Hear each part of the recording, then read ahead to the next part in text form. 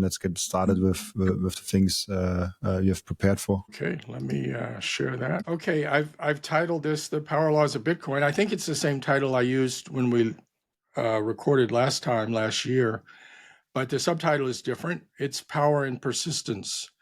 So I want to show some, new research that I've done in the interim, in particular around something called the Hurst exponent. That's spelled Hurst. And that is a way to measure the persistence of price behavior. The overall agenda is first kind of a quick reminder about power laws, and in particular about the power law that Bitcoin follows, that Bitcoin prices follow with respect to both the dollar and to gold.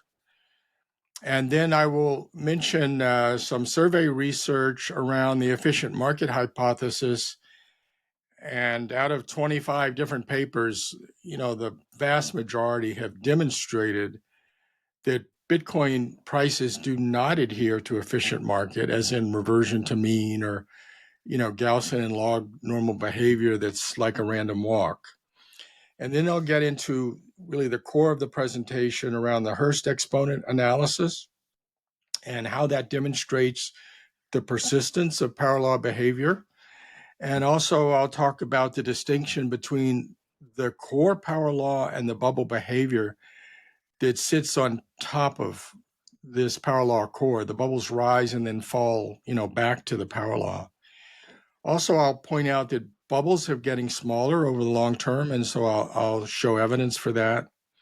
If we have time at the end, I'll talk about the Kelly criterion for portfolio sizing and, how much could you imagine allocating in your portfolio to Bitcoin? Okay, power laws are ubiquitous in the universe, and I just saw this earlier this week or in the past week. This is kind of a graph of everything. It's got everything you could imagine on it, from fundamental particles down in the lower left to, atoms up through bacteria, viruses, fleas, humans, whales, all the way up to the sun, red giant stars that you can see in sort of that middle pink area. And then the blue area has kind of the least dense structures in the universe, which are our galaxies and our galaxy clusters and superclusters in the upper right, all the way up to the Hubble radius, which is the scale of our observable universe. We've got this big line called black holes, kind of on the middle left. You'll see black holes, and has a different slope to it than the others, which is interesting. But this whole thing is a vast landscape. It's a kind of a Google by a Google. There's over a Google, which is 10 to the 100th, 100 factors of 10 dynamic range on the y-axis, and very nearly a Google on the x-axis. So the y-axis has mass, but in logarithmic terms, and the x-axis has the radius. At the bottom, it shows it in centimeters, and the top, it shows it in megaparsecs that astronomers like. But in either case, we're talking close to 100 orders of magnitude. So it's very all-encompassing. But the important thing here is that this is a log-log chart.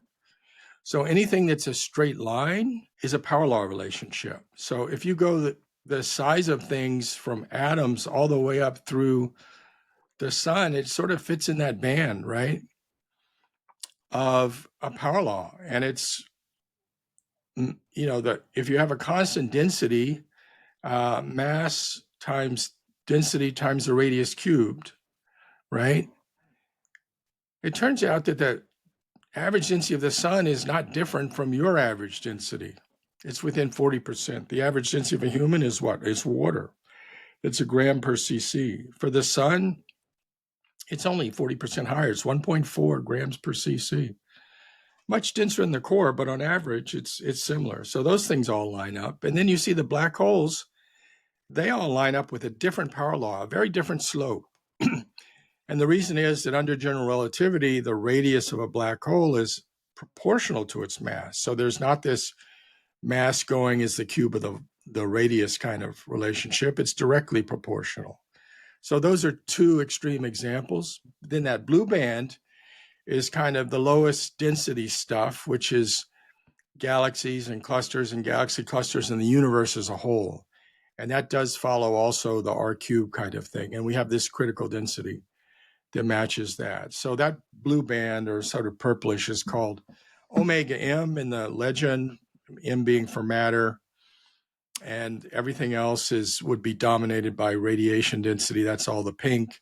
And then you have these forbidden zones, forbidden by gravity and forbidden by the limits of the quantum certainty. But it's just to show how ubiquitous, power laws are in nature. And it turns out, of the four fundamental forces of gravity, electromagnetics, and the two nuclear forces, they're all either pure power laws or they have power laws as components of the overall laws. Then I like this quote from Buckminster Fuller, who in 1967, 58 years ago, he said, by the year 2000, there will be a realistic scientific accounting system.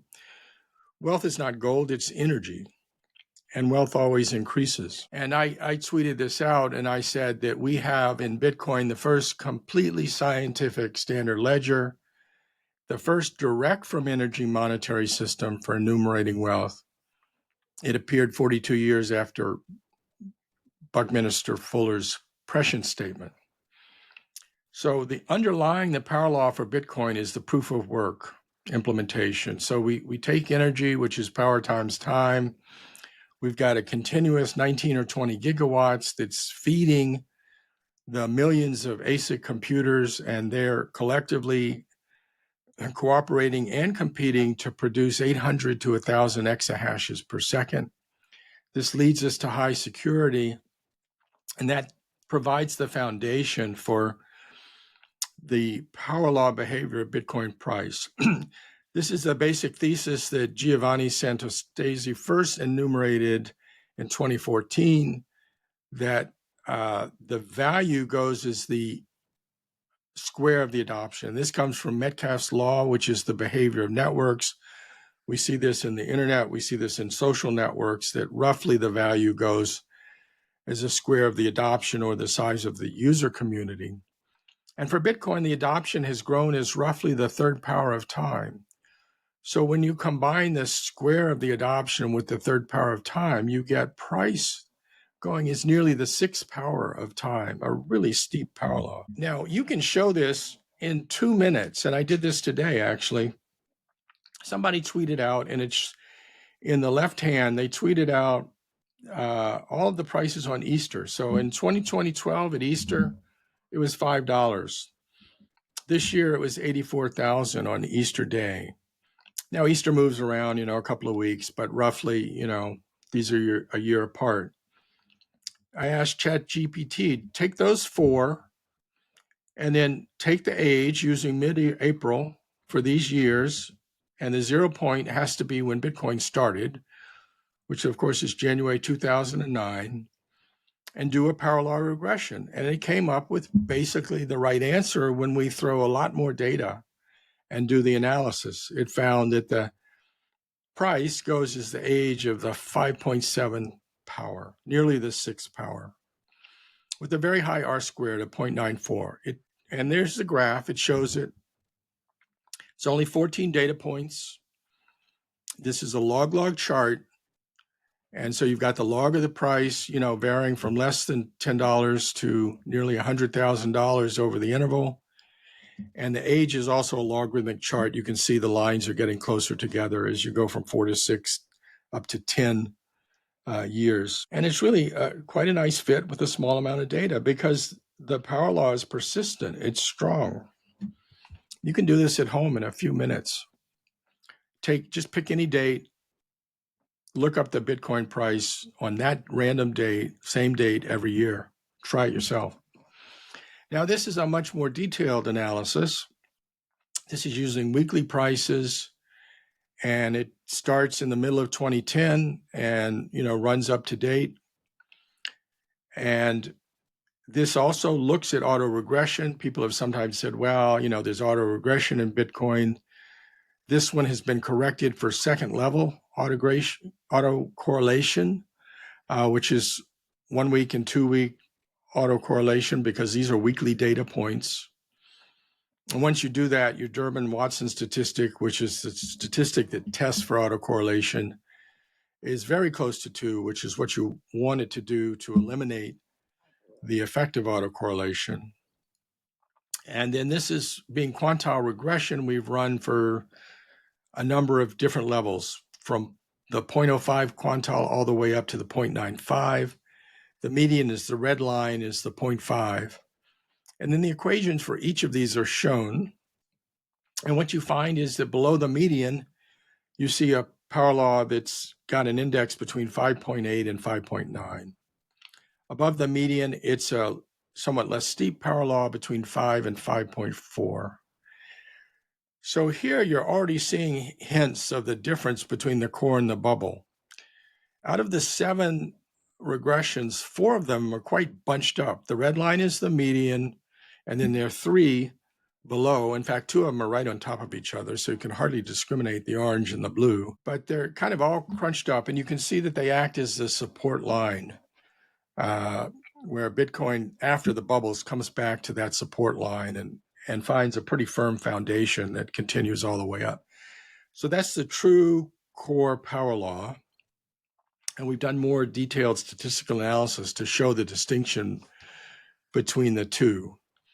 But the other hint you're getting is that the bubbles are becoming smaller relatively because these lines are kind of sloping downward, converging. They're a less steep power law, 5 to 5.4, rather than the core 5.8 to 5.9. Now, that was the dollar. This is for gold. We see the same thing for gold. That was a log-log plot. This is the kind of plot you see more often, which is a log linear plot. So here we have the log of the price, but measured in gold ounces. And so it's from less than 1,000th of an ounce up to over 10 ounces. Now it's close to 30. It's in the high 20s.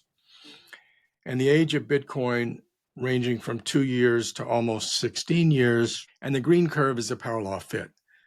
This one has an index of 5.4. More detailed analysis with more data will show you 5.5. But basically, that's where you get. You're around 5.5. It also has a high R squared. Gold is doing a little bit better than the dollar, and that's why the power law is a little bit less steep. But it's very strong relative performance. If time increases by a factor of 2, Bitcoin measured in gold ounces increases by a factor of 42. And the projection is that you would reach something like 400 ounces, which is called a good delivery bar in the world of, gold bars stacked up by central banks and government treasuries, and very large hedge funds. You would reach that level by 2033, and that would correspond to the equivalent of 8 billion ounces of gold, which exceeds all the gold on Earth, which is about 6 billion ounces. So by 2033, we can project that Bitcoin may surpass the market cap of gold. Which is not that far away. And super interesting. 8 years. I love also, you call it bubbles. I usually call it volatility of the price. I think that's what you mean, the upbursts of a price that we had like 2017, the 2021. And with that going down over time, and it's clearly showing over the last 16 years that those bubbles are going down. Also, the yearly growth rate of Bitcoin with that is coming down, right? To first order, the yearly growth rate is equal to the power law index over the age. Now, there's a compounding and there's second order terms in the expansion, but so right now it's about 42% is the trend for the power law. And it comes down, a couple of percent each year. In other words, as the age doubles from here, instead of being 42%, it might be 21%. And that would be at age 32 rather than age 16. That's still very high, right? So for the next 20 years, we're still going to be at least in the high double digits. And for most of that time, we're going to be over 20%. I think between now and 2045, it's something like averaging 29% compounded, but it's front weighted, which we like. We like being weighted towards the front end. The biggest question I always get with the power law in US dollar, not the power law in gold, which is also the reason I like the one in gold more. What if we hit hyperinflation? Like what if the supply is just outgrowing a lot, and we hit events that we already hit? Like how is the power law looking in the Argentine peso or the Turkish lira and stuff like that? Right.